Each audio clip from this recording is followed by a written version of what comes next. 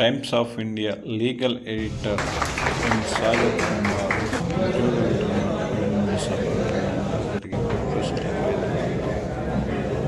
ఎడ్రా commissioner Ranganath Sagar Kumar యొక్క ప్రస్థానాన్ని ప్రశంసించారు. సాగర్ కుమార్ గారి గురించి కూడా మన చెట్టు జనార్దన్ గారు ఇంకా ఇతర కొంతమంది మీడియా మిత్రులు కూడా కొంత వారి అంటే వాళ్ళ ప్రయాణం జర్నలిస్ట్ వారి ప్రయాణాన్ని దాని గురించి కూడా చెప్తూ అదంతా కూడా చాలా జాగ్రత్తగా చదువుకుంటూ ప్లస్ అసలు చెప్పింది కూడా అంతా వింటూ ఉంటే చాలా మంచి ఫీలింగ్ అనేది కలుగుతూ ఉంది అన్నమాట. ఒక మంచి భావన అంటే జర్నలిజం అనేది చాలా పవిత్రంగా ఉంది.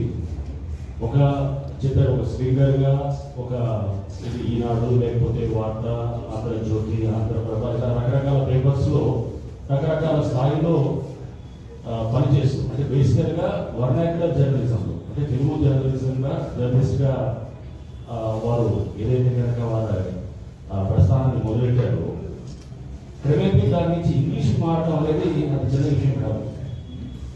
ఇంగ్లీష్ వచ్చేసి ఇప్పుడు ఒక లీగల్ ఎడిటర్గా వాళ్ళు పదవి విరమణ చేస్తున్నారు. అందులో ఒక నేషనల్ పేపర్లో టైమ్స్ ఆఫ్ ఇండియాలో విరమణ చేయడం అండ్ దాంట్లో డొమైన్ ఎక్స్పర్టీస్ అంటే మళ్ళీ లీగల్ నాలెడ్జ్ అన్నమాట. అంటే ఇంగ్లీష్కు మారడం మళ్ళీ డొమైన్ ఎక్స్పర్టీస్ లీగల్ నాలెడ్జ్ రావడం అనేది సామాన్య విషయం కాదు. ఇది ఎంతో శ్రమ ఉండాలి, ఎంతో నిబద్ధత ఉండాలి, ఎంతో హార్డ్ వర్క్ అనేది ఉండాలి, ఎంతో డెడికేషన్ అనేది సామాన్యంగా అయ్యేకుండా. అండ్ దీంట్లో కూడా నేను వింటూ చూస్తున్నాను అంటే వారికి ఇచ్చేటటువంటి రెస్పెక్ట్ సిజే గారు కానీ లేకపోతే ఇతర జడ్జెస్ కానీ ఇంకా చెప్తున్నారు సిద్ధార్థ రుద్రరావు గారు అటువంటి అంటే పేరుగాల్సిన అడ్వకేట్స్ వీరందరూ కూడా వారికి ఇచ్చే గౌరవం నుంచి మనం ఒక పర్సనాలిటీ అసెస్మెంట్ అనే దాన్ని కూడా చేస్తూ ఉంటాం అన్నమాట. అండ్ దీంట్లో అంటే వారిని అసెస్ చేసేంత పెద్ద స్థాయిని అదే కాదు కానీ బట్ జనరల్గా ఒక అభిప్రాయానికి మనం వస్తూ ఉంటాము. ఆ మాటల్లో వారు చెప్పిన ఒక ప్రోగ్రెసివ్ ఐడియాలజీ ఒక మంచి ఆలోచన అనేది ఆలోచన భావజాలం అనేది సామాన్య విషయం కాదు. ఇది మనకు డ్రైవ్ చేసేటువంటి ఒక ఫ్యూయల్ అన్నమాట, ఒక ఇంధన శక్తి అన్నమాట. అది చాలా తక్కువ కొద్ది మందిగా ఉంటాయి ఈ భావజాలాలు లేకపోతే మనల్ని నడిపించడానికి ఒక ఐడియాలజీ ఒక ఆలోచన విధానం అనేది అది చాలా ఇంపార్టెంట్. ఇప్పుడు వచ్చేటప్పుడు చాలా మంది నేను చూస్తుంటాను అది బ్యూరోక్రాట్స్లో అయినా కానీ జర్నలిస్ట్లో అయినా కానీ సివిల్ సర్వెంట్స్లో అయినా కానీ ఇంకా ఏ ప్రొఫెషన్స్లో కానీ బహుశా అది ఎక్కువ ఎక్కడో మిస్సింగ్ అనిపిస్తుంటుంది అన్నమాట చాలా చోట్ల. అది కొంత అంటే బహుశా నేను కూడా పాత తరానికి చెందిన వాడిని వెళ్తున్నాను కాబట్టి సో ఈ భావజాలం అదే మన డ్రైవింగ్ ఫోర్స్ అన్నమాట. అంటే మన థింకింగ్ని మన యాక్షన్స్ని అన్నింటినీ కూడా బాటెంట్లో అది డైరెక్ట్ చేస్తుంది, అది గైడ్ చేస్తుంటుంది. సో అది ఒక అద్భుతమైన ప్రోగ్రెసివ్ ఆలోచనస్ తోటి ఒక మంచి ఐడియాలజీ తోటి ఫస్ట్ నుంచి కూడా సామాజిక కోణంలో కూడా ఆలోచన చేయటం ఒక సోషల్ దాని మీద కూడా ఒక సరైన వారికి ఒక ఆలోచన విధానం ఉండటం అండ్ దీంతో పాటు ఏరియల్ స్కామ్ గురించి కూడా చాలా మంది చెప్పారు. అంటే ఒక ఇన్వెస్టిగేటివ్ జర్నలిజం బేసికల్గా ఇన్వెస్టిగేటివ్ జర్నలిజం అనేది ఇప్పుడు ఈ మధ్యకాలం చాలా తక్కువ మందిలో చూస్తూ ఉన్నాం. అంటే ఏదో సెన్సేషనల్ జర్నలిజం ఉంటుంది కానీ ఇన్వెస్టిగేటివ్ జర్నలిజం అనేది చాలా అరుదుగా కనబడుతుంది. ఒక డీప్గా సబ్జెక్ట్ని అర్థం చేసుకోవడం, దాన్ని అన్ని కోణాల్లో అర్థం చేసుకొని దాని మీద పూర్తిగా గ్రిప్పు సాధించడం, తెచ్చి దాన్ని అప్పుడు తీసుకురావడం అనేది అది ఈ మధ్యకాలంలో బహుశా చాలా సందర్భాలు మిస్ అయింది. జరుగుతుంది, అక్కడెక్కడ చేసేవాళ్ళు ఉన్నారు కాదంలో కానీ బట్ ఇది పాతకాలంలో చాలా రెగ్యులర్గా చూస్తున్నాం. ఒక బోఫోర్స్ కుంభకోణం బయటికి రావడానికి ఇన్వెస్టిగేటివ్ జర్నలిజం కారణం. ఏరియల్ స్కామ్ అది కూడా ఇంకా అంటే ఇట్లాంటి చాలా వాటిని బయటకు తీసుకురావడానికి ఒక జర్నలిస్ట్ అనేవాడు దోహదపడ్డాడు అన్నమాట. అటువంటిది బహుశా ఈ మధ్యకాలంలో చాలా అరుదుగా చూస్తూ ఉంటాము. అండ్ హ్యాట్స్ ఆఫ్, ఎందుకంటే అది దానికి ఎంతో కమిట్మెంట్ తోటి ఒక కాజ్ మీద పనిచేస్తుంది తప్ప అది అయ్యే పని కాదన్నమాట.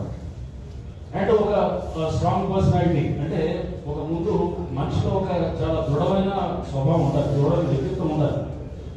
మనం ఒక ఊళ్ళో ఏ రోజు కాదు జరిగిపోయేటువంటి మెంటాలిటీలు లేదా ఎటువంటి పర్సనాలిటీలు ఉంటే కనుక అది సమాజానికి అక్కర్రానికి అనమాట.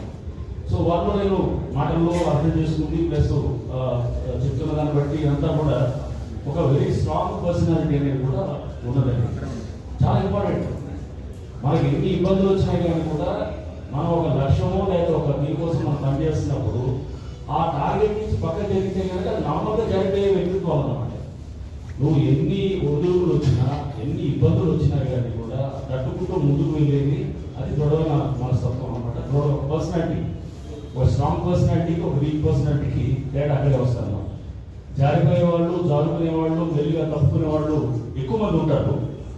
నిలబడి ఒక లక్ష్యం కోసం అది నిబద్ధతతోటి ఒక దృఢమైన కాంక్షతో పనిచేసే వాళ్ళు చాలా అరుదుగా ఉంటారు. ఇప్పుడు ఇంకా చాలా చాలా అరుదైపోతుంది అన్నమాట వచ్చే ఈ రోజుల్లో. సో ముందు వారికి ఇంత strong personality and pro justice అన్నమాట. అది కూడా ఒక చాలా అద్భుతమైన ఐటమ్ అన్నమాట. ఎందుకంటే చాలా మంది నేను చూస్తుంటాను, హైదరాబాద్ వచ్చిన తర్వాత మున్సిపల్ దీంట్లో ఉన్నా కానీ పోలీసులో ఉన్నప్పుడు కనబడుతుండేది. ఎంతోమంది నాకు తెలుసు వాళ్ళకి న్యాయం జరగక చాలా మంది వాళ్ళు వచ్చేసి పురుగుల డబ్బాలతో వస్తుంటారు. వచ్చి ఏది మన ప్రజావాణి అంటారు, లేకపోతే అక్కడ మన ఏది గ్రీవెన్సెస్ అంటారు, రకరకాలు ఉంటాయి. వచ్చి ప్రాణాలు కూడా వాళ్ళు తీసుకునే స్థాయికి లేకపోతే ఇట్లా వెళ్ళడానికి అనేవాడు చాలా మంది ఉండేవాడు. ఫస్ట్లో నేను ఉద్యోగం చేసినప్పుడు కూడా అనేవాడు అన్నమాట, ఇది ఏముంది సార్, ఇది ఇట్లా పక్క చేయవాడు చెప్తుండో, ఏముంది సార్ వచ్చి బెదిరిస్తారు, తాగడం అయ్యేది. ఎంతో మంది అన్యాయాలు జరిగి వాళ్ళు వచ్చి తాగడం నటించిన నిజంగా తాగడానికి ట్రై చేసిన వాళ్ళు ఉన్నారంటే ఇక్కడ వ్యవస్థలో లోపాలన్నమాట. ఇది తప్పకుండా ఇది సవరించాల్సిన అవసరం అందరి మీద ఉంటుంది. ఒక జర్నలిస్ట్ గా ఉంటుంది, ఒక సివిల్ సర్వెంట్ మీద మాలాగా ఉంటుంది, ఒక వ్యవస్థలో అందరూ దాంట్లో ఎవరైతే ఉన్నారో భాగస్వామి అందరి మీద కూడా ఉంటుంది. అంటే ఒకరికి న్యాయం చేయలేని వ్యవస్థ ఒక వ్యవస్థే కాదనేది మనం అనుకోవాలన్నమాట. సో అంటే దీంట్లో అంటే నేను ఇది ఇలా చూస్తున్నాను ఏంటంటే ప్రోపూర్ ఒక స్టాండ్ తీసుకొని చేయడం అనేది కూడా అది చాలా కొద్ది మందిలో కనపడుతుంది అన్నమాట. సో అది ఆ స్టాండ్ తీసుకొని మీరు చేస్తారు. నా దగ్గర చాలా మంది వస్తుంటారు, వాళ్ళ పాపం అడ్వకేట్స్ కూడా పెట్టుకోవడానికి ఉండదు, వాళ్ళ దగ్గర పెట్టుకున్నా జారిపోయే వాళ్ళు ఉంటారు చాలా మంది. అంటే నిలబడతారా లేదా అని నమ్మకం లేదు. అది ఈ రోజు ఇటు ఉంటాడు, రేపు మళ్ళీ ఉండేటటువంటి వాళ్ళు కూడా ఎక్కువ మంది అయిపోయారు. ఎవరిని నమ్మాలో నమ్మకూడదో తెలియదు. ఇటువంటివి కూడా పెట్టుకుంటాను. చాలా మంది చెప్తుంటారు, సార్ ఎవరి నమ్మాలో తెలియదు సార్, మేము పెట్టుకున్నాం అడ్వకేట్, మాతో ఉన్నాడు, మళ్ళీ వాటితో పోయాడు, వెళ్ళిపోయారు. అంటే డబ్బు కోసం ఎంతవరకైనా వెళ్ళాలనేటువంటి తత్వం ఉండేవాళ్ళు ఎక్కువ మంది. అంటే ముందు అడ్వకేసీలోనే కాదు, అన్ని ప్రొఫెషన్స్ లాగానే ఉన్నారు. ఇది గవర్నమెంట్ సర్వీస్ లో ఉన్నారు, బిజినెస్ లో ఉన్నారు, లేకపోతే జర్నలిస్ట్ లో ఉన్నారు, లేకపోతే ప్రతి దాంట్లో ఉన్నారు. అంటే ఈ తత్వం ఎక్కువైన దాంట్లో ఇటువంటి వాళ్ళకి మనం తప్పకుండా మనం వాళ్ళని గౌరవించుకోవాలి. అది సమాజానికి మనం వాళ్ళు గౌరవిస్తున్న క్రమంలో మనం సమాజానికి మనం కూడా మనకు గౌరవంగా భావించాలి తప్పకుండా. ఎందుకంటే ఇట్లాంటి వాళ్ళు రేపు సొసైటీ కానీ రిటైర్మెంట్ అయిన తర్వాత ఇక్కడితోటి మనం ప్రయాణం ముగిసిందనుకోవద్దు. సాగర్ గారు మీరు ఇప్పుడే ఉంటుందన్నమాట. నేను నా ఫ్రెండ్స్ కొంతమంది ఉంటారన్నమాట, లీగల్గా ఉన్నారు. అంటే వాళ్ళు వేరే ప్రొఫెషన్లో ఉన్నవాళ్ళు చాలా నిబద్ధతోటి చాలా స్ట్రాంగ్ ఉండేవాళ్ళు ఉంటారు. వాళ్ళు చెప్తుంటారు, కొంతమందిని క్లెయిమ్స్కి పంపిస్తాను, వాళ్ళు డబ్బులు ఎక్కువ ఇవ్వలేరు, వాళ్ళు ఇవ్వకపోవచ్చు కూడా, బట్ నిలబడగలుగుతా ఉంటారు, తప్పకుండా నిలబడతా ఉంటారు. అది అవసరం ఉంటే కనుక ఎంతో రిస్కులు ఉంటాయి అన్నమాట. అది తీసుకోవడానికి చాలా తక్కువ మంది తీసుకుంటారు. అది ఇప్పుడు ఇంకా అరుదుగా అవుతుందన్నమాట. ఇది అయితే దీంట్లో ఇట్లాంటి వారు అంటే మనకి నిలబడేవారు లాంటి వాళ్ళు, సాగర్ గారు లాంటి వాళ్ళు ఉండేవారు మనకి చాలా చాలా అవసరం అన్నమాట. సో అంటే రేపు ఇక్కడ తోటి అయిపోలేదు సాగర్ గారు, మీరు అంటే నేనేంటే మీరు మీ లీగల్గా కూడా మంచి నాలెడ్జ్ ఉంది కాబట్టి దాన్ని ఇట్లాంటి వాటిలో కూడా యూజ్ చేయొచ్చు.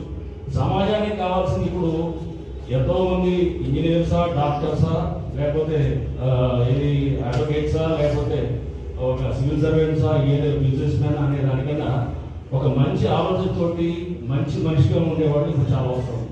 అన్నిటికన్నా సొసైటీ కావాల్సి అది చాలా రేర్ కమోడిటీ అయిపోయింది అనమాట. సో అది దాన్ని మనం బహుశా ఇటువంటి వాళ్ళు ఈ గ్యాప్స్ని ఫిల్ చేయడానికి చాలా మనకి తప్పకుండా ఆ గ్యాప్ని ఫిల్ చేయగలుగుతారని చెప్పి కూడా భావిస్తూ, అండ్ డెఫినెట్గా మేము హైదరాబాద్ కూడా మేము లాట్ ఆఫ్ లీగల్ ఇష్యూస్లో కూడా వెళ్తూ ఉంటాం, వస్తుంటాయి.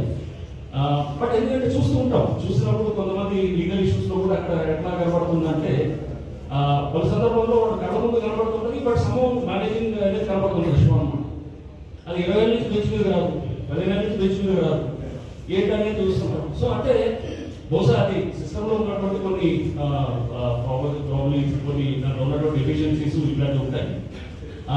దీన్ని కూడా బహుశా అంటే కొన్ని నేను ట్రై చేస్తుంటాం, కానీ కొన్ని సందర్భాల్లో అప్పుడప్పుడు కాదు. బట్ దీనికి మనకైతే ఇంకా మనం లీగల్గా కూడా మాకు కూడా స్ట్రెంథన్ చేసుకోవడానికి ఇటువంటి వారికి సహకారాన్ని కూడా మేము ముందు అందిస్తాం. తప్పకుండా హైదరాబాద్ నుంచి కూడా మేము అంటే జెన్యూన్ ఉండాలి. మేము చూసేది జెన్యూన్నెస్, ఫెయిర్నెస్, కాంపిటెన్స్ ఇవి ఉన్నాయంటే కనుక 100% మాలాటో చాలా మంది ఇంకేవాళ్ళు ఉన్నారు సాగర్ గారి కోసం. సో చాలా మంది ఉంటారు. సో డిమాండ్ ఎప్పుడు ఉండదు, ఎందుకంటే నిలబడగలిగేటువంటి వాళ్ళు చాలా తక్కువ మంది ఉన్నారు కాబట్టి. So I wish you all the best అండి. మీరు have a wonderful second innings. I don't say it is a retired life, so you can start your second innings from tomorrow. And second innings will be better than your first innings, I'm sure. అది ఉంటుంది. So ఇప్పుడు దాకా first innings అయింది. So let us start. ఇంకా ఎందుకంటే చాలా మంది చూస్తుంటారు రిటైర్ అయిన తర్వాత, నీకు మా నాన్నగారు 90 సంవత్సరాలు, ఆయన రిటైర్ అయిన తర్వాత బహుశా నేను అనుకోవడం 32 years సర్వీస్ చేసింది. అరౌండ్ మోర్ దెన్ 35 years చేస్తే రిటైర్ అయిన తర్వాత 32 years ఉన్నాం. సో అంటే ఇప్పుడు లైఫ్ స్పాన్ పెరిగింది. మనం చేయడానికి అంటే ద మెరిట్ ఒక ఆర్గనైజేషన్ నుంచి మీరు రిటైర్ అయ్యారంటే డోంట్ ఫీల్ దట్ మీకు బయటకు వచ్చేసరికి ఏం లేదు. అది ఆర్గనైజేషన్ ఇంపోజ్ చేసిన కండిషన్. మనకి శక్తి ఉన్నంత వరకు, మనకి అన్ని సహకరించేంత వరకు మనల్ని మనం యాక్టివ్గా పెట్టుకోవాలంటే కనుక you have to keep your cells engaged. ఎందుకంటే అంటారు కదా, ideal mind is the devils work shop. So ఖాళీగా ఉండకూడదు. అండ్ ఖాళీగా కాదు, ఇట్లాంటి వాళ్ళు అసలు ఖాళీగా ఉండకూడదు. ఎందుకంటే ఇంత సమాజాన్ని అర్థం చేసుకునే వాళ్ళు, సమాజానికి అయితే చాలా కావాల్సిన డొమైన్ ఎక్స్పర్టీస్ ఉన్నవాళ్ళు, అది వాళ్ళు ఎటువంటి పరిస్థితుల్లో వాళ్ళు ఖాళీగా ఉండకూడదని చెప్పేసి నా భావన. వాళ్ళు ఉండరని నేను అనుకుంటాను. And start your second innings and I wish him all the best. And వాళ్ళు ఇంట్రోవర్ట్ అన్నారు, ఇంట్రోవర్ట్ అండ్ యూనో బయటికి ఏది వ్యక్తపరచరు అంతా కూడా తీసుకుంటారు. వెరీ అంటే స్థితప్రజ్ఞత ఉండేవాళ్ళు ఉండేటటువంటి జనరల్ ఒక ఇది ఉన్నది.